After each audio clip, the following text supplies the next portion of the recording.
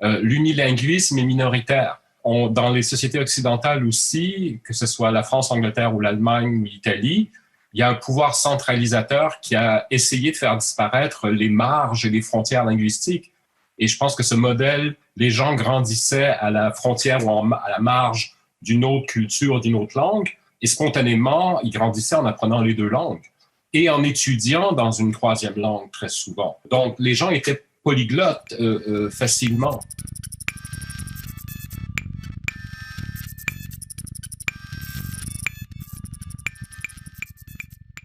Bonjour et bienvenue aux panélistes et aux membres du public. Je vous remercie de vous être joints à nous aujourd'hui. Cette conversation rassemble Richard Foltz, l'auteur de Les religions de la route de la soie, les chemins d'une mondialisation prémoderne, récemment publié avec Concordia University Press, avec professeur en études françaises et traducteur du livre Benoît Léger, et notre modérateur, professeur associé au département de sociologie de l'UQAM, Rachad Antonius. Bienvenue à tous. Espace 4 de l'Université Concordia, situé en territoire autochtone, lequel n'a jamais été cédé, est la porte d'entrée de l'université.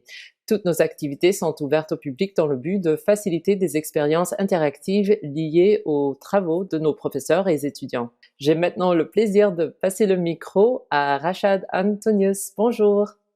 Bonjour, bonjour tout le monde. Bonjour Richard et Benoît. Alors aujourd'hui, j'ai le plaisir d'animer cette discussion au sujet de ce livre-là qui est absolument passionnant, qui est assez complexe à lire aussi parce qu'il y a beaucoup de détails, c'est très riche. Donc, je rappelle le titre que vous savez, les religions de la route de la soie. Peut-être que, je vais animer un peu cette discussion, inviter Richard et Benoît à commenter certaines de mes questions. Donc, la première question que j'aimerais poser à Richard, c'est est-ce que vous pourriez nous rappeler, Richard, le concept même de route de la soie, à quoi il réfère, à partir de quand il a été accepté comme concept? Qu'est-ce qu'il y a derrière cette notion de route de la soie avant qu'on aille dans le détail de ce qui est dans le livre? Oui, effectivement, c'est bien de commencer par là parce que la route de la soie, c'est un concept qui a été inventé assez récemment. L'expression se retrouve pour la première fois au milieu du 19e siècle chez les Allemands, chez les chercheurs allemands. Ce qui fait que c'est une idée qui n'existait pas avant, apparemment, ce qui veut dire que les gens dont on parle, quand on parle de la route de la soie, les activités, les échanges culturels et tout ça, ils n'étaient pas du tout conscients qu'ils faisaient partie d'un tel réseau. Hein. C'est quelque chose qu'on projette en arrière du temps moderne vers le passé. Donc, c'est une façon d'encadrer un phénomène historique qu'on perçoit aujourd'hui, mais qui n'aurait pas été perçu en tant que tel dans le passé. Et quand on le perçoit aujourd'hui, de cette zone qu'on appelle la route de la soie, qui va de la Chine aux confins de l'Europe et qui est marquée par un certain nombre de villes, donc qui ont joué un rôle central et qui sont les étapes de ce mouvement de marchandises. Donc, essentiellement, si j'ai bien compris, Richard, c'est une route commerciale, mais c'est pas une route au sens classique du mot route. C'est un réseau de chemins que les gens faisaient par petits bouts et les marchandises transitaient, étaient transformées. Mais il y a un peu plus que ça aussi. Autour de ce réseau se sont consolidées des civilisations. Benoît, tu as traduit ce livre qui est quand même assez complexe en termes de quantité d'informations, de richesse, de termes, de mots étrangers dans les langues locales. Qu'est-ce qui t'a interpellé dans ce livre? Qu'est-ce que toi, tu y as vu? Effectivement, c'est un livre monstrueux. En fait, il y a plusieurs livres là-dedans. Il y a plusieurs régions du monde, il y a plusieurs États modernes, il y a plusieurs religions, il y a plusieurs cultures, il y a plusieurs langues. Donc, c'est un travail de longue haleine, mais c'est aussi un travail de traduction pour ce genre de livre où on doit se concentrer sur un aspect, une culture, une civilisation. Personnellement, rapidement, j'avais déjà traduit des livres portant sur la Turquie, l'Asie centrale. Donc, j'ai développé un intérêt, une certaine compétence pour cette région du monde que je trouve fascinante. Je suis arrivé à ce livre, je crois, en surveillant ce qui se publiait au Canada sur ces régions du monde. J'avais un intérêt, par exemple, pour le Xinjiang et les Ouïghours, puisqu'il y a plusieurs années, j'ai traduit un livre qui était en grande partie consacré aux Ouïghours d'aujourd'hui et au Xinjiang. et à l'Asie centrale. Donc, j'avais développé des compétences, mais aussi des capacités de recherche.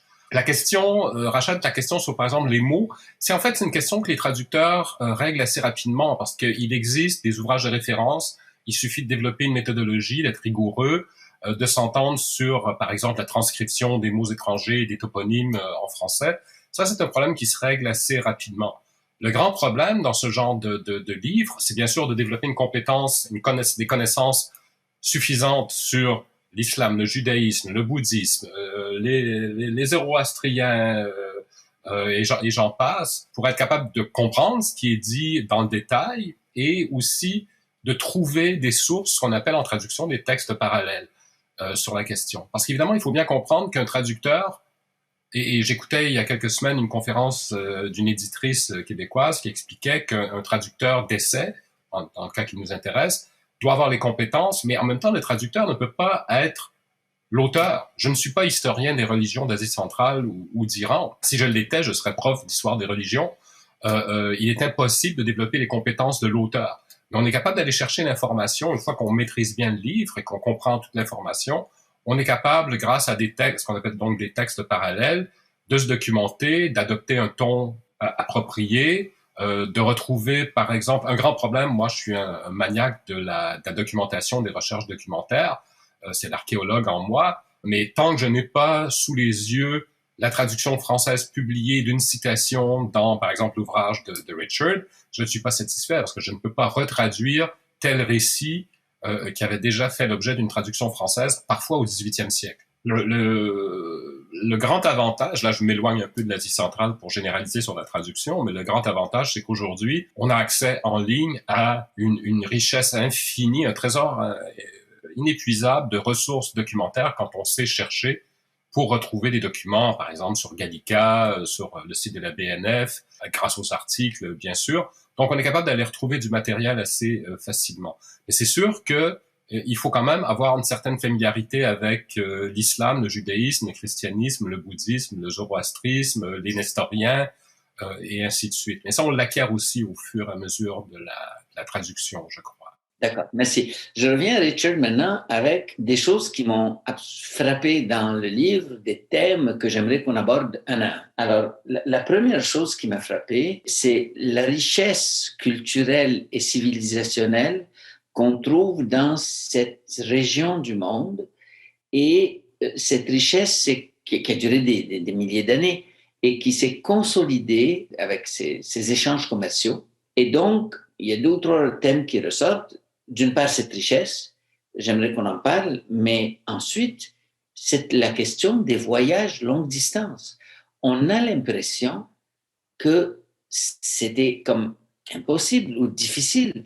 Ces voyages, même avec le confort d'aujourd'hui, on a de la difficulté à faire ces très longs voyages. On imagine, c'est une zone, on passe par des zones désertiques, par des zones très montagneuses, difficiles d'accès, et pourtant, les gens voyageaient sur des milliers de kilomètres. Et donc, j'aimerais, Richard, que tu commentes un peu sur cette facilité de voyage, mais ça suppose plein de choses. Ça suppose que quand des gens arrivent dans une ville qu'ils ne connaissent pas, sans avoir annoncé à l'avance qu'ils arrivent, ils doivent trouver des lieux où rester, ils doivent interagir avec les gens, ils doivent parler des langues, ils doivent se nourrir dans des régions des fois désertiques, ils doivent changer de bêtes, prendre des bêtes plus reposées pour faire la route du voyage. Quelle infrastructure ça suppose, tout ça, Richard? Comment la disponibilité de ces infrastructures est rendue possible par ces civilisations? Alors, j'aimerais qu'on parle un peu des voyages, mais aussi des diverses civilisations qui ont été présentes dans ces régions, qui ont rendu tout cela possible. On avait de fortes chances à pas arriver à sa destination pour plusieurs raisons. Ça pourrait être une catastrophe naturelle, ça pouvait être des bandits. Donc, il y a toutes sortes de choses qui pouvaient arriver. C'était une des raisons pour lesquelles, apparemment, jusqu'au XIIIe siècle, peut-être, personne n'a fait le trajet en entier. Il fallait attendre le Pax Mongolica après la conquête mongole pour avoir une stabilité tout au long du chemin pour qu'on puisse le faire en entier à la Marco Polo ou Ibn Battuta. Avant ça, les infrastructures ont commencé à être construites au début de notre ère parce que c'était rentable. C'est-à-dire que, la route de la soie en tant que telle, si on parle de ça comme chemin de contact entre l'Orient et l'Occident, je pense que ça remonte bien à au moins 4000 ans. Parce que les gens qui ont domestiqué les chevaux habitaient en Asie centrale et et c'était des nomades à cause des changements climatiques et des saisons. Ils étaient obligés de temps en temps de se déplacer, de chercher d'autres pastures pour leur bétail. En l'absence des cartes, ils savaient pas où ils allaient. Il fallait rester près des montagnes parce que de la montagne descend de l'eau, mais ils pouvaient pas vraiment entrer dans la montagne parce que c'est difficile à traverser. Donc, si on regarde une carte physique aujourd'hui de l'Eurasie, on voit que il y a une sorte de ligne presque ininterrompue qui va de l'Hongrie jusqu'à la Mongolie et de là jusqu'en Chine, des chaînes de montagnes. Dans la préhistoire, les gens qui se déplaçaient à cheval et avec des chariots, forcément, ils suivaient cette ligne-là. Et c'est justement là où on a vu l'émergence, il y a à peu près 2000 ans, de ce qu'on appelle la route de la soie, ou bien les réseaux commerciaux.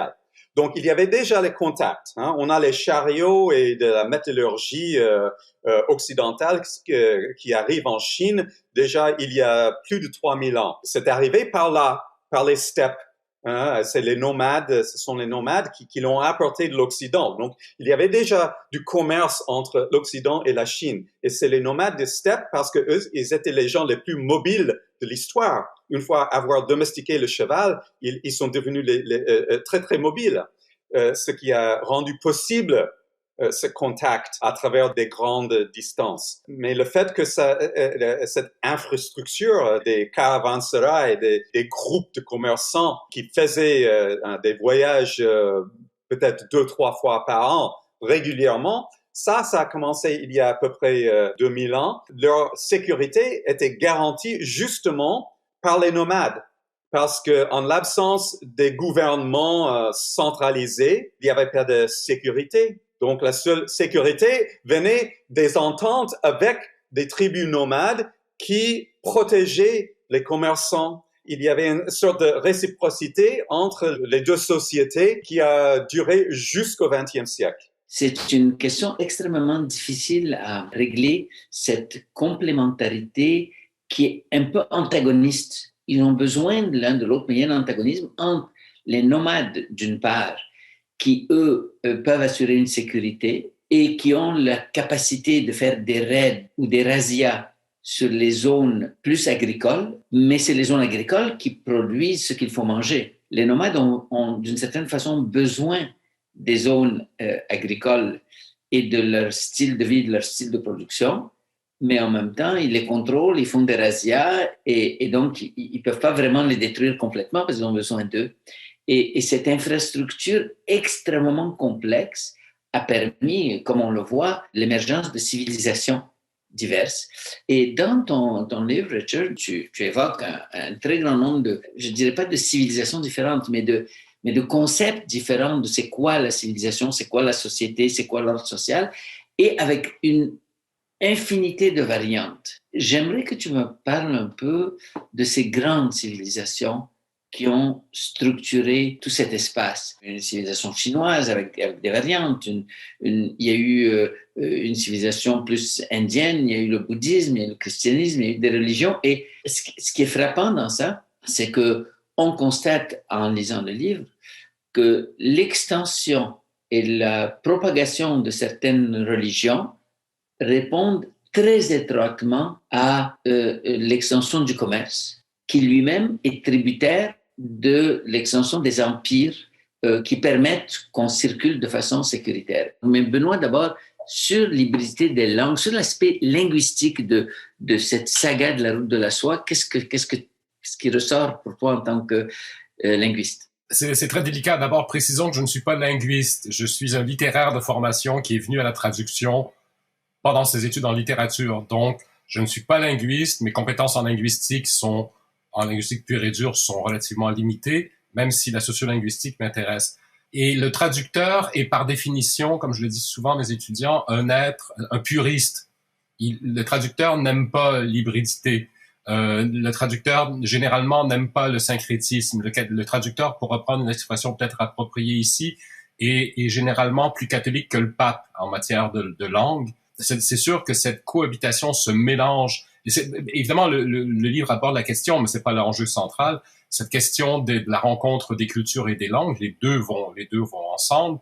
Elle est centrale, mais pour le traducteur, la question se pose assez peu finalement, puisque le livre est écrit en anglais, avec des citations qui sont en anglais aussi. Donc, c'est sûr que l'hybridité culturelle et linguistique, pour les traductologues en ce moment, c'est une question intéressante dans le contexte canadien, par exemple, mais ce n'est pas mon champ d'expertise du tout, la question bien au contraire. Je me qualifierais de puriste, conservateur en matière de langue, ce qui fait même qu'au niveau de la traduction, ça pose des problèmes ou enfin des questions. Le livre de Richard est éminemment accessible malgré la richesse de l'information, malgré la densité de l'information et notre méconnaissance de cette région du monde. Ce qui pose aux traducteurs qui traduit pour des presses universitaires aussi des questions. Jusqu'à quel point est-ce que le français est plus soutenu dans un ouvrage de type universitaire que ce serait le cas dans le cas de Richard? Ça pose des problèmes, mais ce sont des problèmes de registre, de langue qu'on essaie de résoudre en collaboration avec l'auteur et avec la maison d'édition. Dans les sociétés occidentales aussi, que ce soit la France, l'Angleterre ou l'Allemagne ou l'Italie, il y a un pouvoir centralisateur qui a essayé de faire disparaître les marges et les frontières linguistiques. Et je pense que ce modèle, par exemple, si on pense à l'Italie, la France, où les variantes et les dialectes ont cohabité sur les marges de vos frontières, il se reproduit en Asie centrale. Les gens grandissaient à la frontière ou à la marge d'une autre culture, d'une autre langue, et spontanément, ils grandissaient en apprenant les deux langues et en étudiant dans une troisième langue très souvent. Une des choses qui ressort de ce livre de messages pour les gens qui ne sont pas spécialisés, mais c'est d'une part l'hybridité des religions, l'hybridité des langues, le fait que les gens ne se sentaient pas emprisonnés ni dans une langue ni dans une religion, qu'ils se sentaient à l'aise d'emprunter de l'une ou de l'autre, et que c'est ça qui a permis la richesse de ces civilisations et le maintien, la reproduction de ces civilisations pendant des centaines d'années, voire des millénaires. Mais c'est fascinant de prendre conscience du fait que même si d'un point de vue eurocentré, occidentalo-centré, on rattache le christianisme actuel à l'Europe, on sait que d'abord il est né au Proche-Orient, ça tout le monde le sait, mais que pendant un millénaire, il y avait un centre de gravité, pas uniquement l'Europe. Pendant les premiers siècles, on sait que jusqu'à 313, le christianisme n'était pas reconnu dans l'Empire romain. C'était une secte illégale où les chrétiens étaient persécutés. Pendant tout ce temps-là, en Iran, dans l'Empire Parthe, après l'Empire sassanide, c'était une religion officiellement reconnue qui a pu s'épanouir partout à travers l'Empire. Au IIe siècle, il y avait des églises et des évêqués partout en Iran. Je voulais être sûr, j'aime beaucoup cette idée centrale du livre, qui est qu'on adhère à une religion, que l'on se convertit par le commerce, par les routes. Et moi, j'irai encore plus loin, mais c'est pas mon rôle, mais on se convertit par intérêt, parce qu'on a quelque chose à y gagner en termes de solidarité, de commerce, d'échange, de réseautage, d'appartenance à une communauté qui est en train de s'implanter. Et ma question, c'est une question que je voudrais absolument qu'on aborde, si c'est possible, avant la fin, c'est celle des nouvelles routes de la soie. Est-ce que le même phénomène, Richard, est en train de se produire avec ces nouvelles routes commerciales, culturelles et politiques et idéologiques de la soie que la Chine essaie de développer? Je sais que c'est une question extrêmement délicate, mais je pense que si on pense au fonctionnement de la route de la soie pendant des siècles, on peut se demander si c'est pas la même chose qui est en train de se produire. Tu as bien raison de poser la question parce que... Richard, si tu as accès aux questions écrites là dans l'onglet questions. Mais j'aimerais bien répondre à la question de Benoît parce que c'est très pertinent à mon avis. Vas-y. Tu as bien fait de poser la question parce que justement, c'est la Chine officielle qui n'arrête pas de faire référence à l'histoire de la route de la soie pour soutenir son programme de domination économique, on pourrait dire mondiale maintenant. En tant qu'historien, je trouve qu'il joue pas mal avec cette histoire pour servir à leur propre à eux. Mais où est la religion là-dedans? Moi, je dirais, on peut appeler ça la religion du marché. C'est une façon de voir la réalité qui n'est pas basée sur les faits, c'est basé sur la foi. Et il y a certaines pratiques qu'il faut absolument faire pour démontrer qu'on est membre de la communauté des capitalistes et tout. Ça s'adapte à chaque culture. Ça s'implante. Si ça a commencé avec Milton Friedman, ça a réussi à s'implanter un peu partout au monde, mais en s'adaptant à la culture locale. Ce livre est une lecture très intéressante, mais aussi très dense, qui mérite une lecture avec attention, mais aussi qu'elle attire notre attention sur l'existence de mondes et de civilisations qui sont un peu absents de notre conscience quotidienne dans la culture dans laquelle nous vivons, et on réalise que ces civilisations ont été extrêmement riches, extrêmement complexes, extrêmement diversifiées. Elles ont duré beaucoup plus que la civilisation occidentale, qu'elles ont duré des milliers d'années et qu'elles ont interagi, et que la caractéristique principale que moi je retiens, à part cette richesse, c'est l'hybridité et les échanges. Comment les échanges ont maintenu l'hybridité et comment ces échanges ont été rendus possibles par une acceptation de l'hybridité, de ce syncrétisme que les gens vivaient en s'appelant d'un groupe religieux, mais en incorporant des pratiques qui venaient d'un autre groupe. Et cette hybridité supposait une certaine tolérance de laquelle on a beaucoup à apprendre. Et peut-être que je vais clôturer donc sur ce point. Thank you for listening to the Fourth Space podcast. You can follow us on Facebook, Instagram, Twitter at CU Fourth Space, and wherever else you find your podcasts. The podcast is hosted by me, Douglas Moffat, and produced by Anna Voklovec. Editing by Chloe Lalonde and Makai Hallgrove. Social media and web support by Kari Balmstead. Our theme music is courtesy of Supercontinent. Thanks for listening.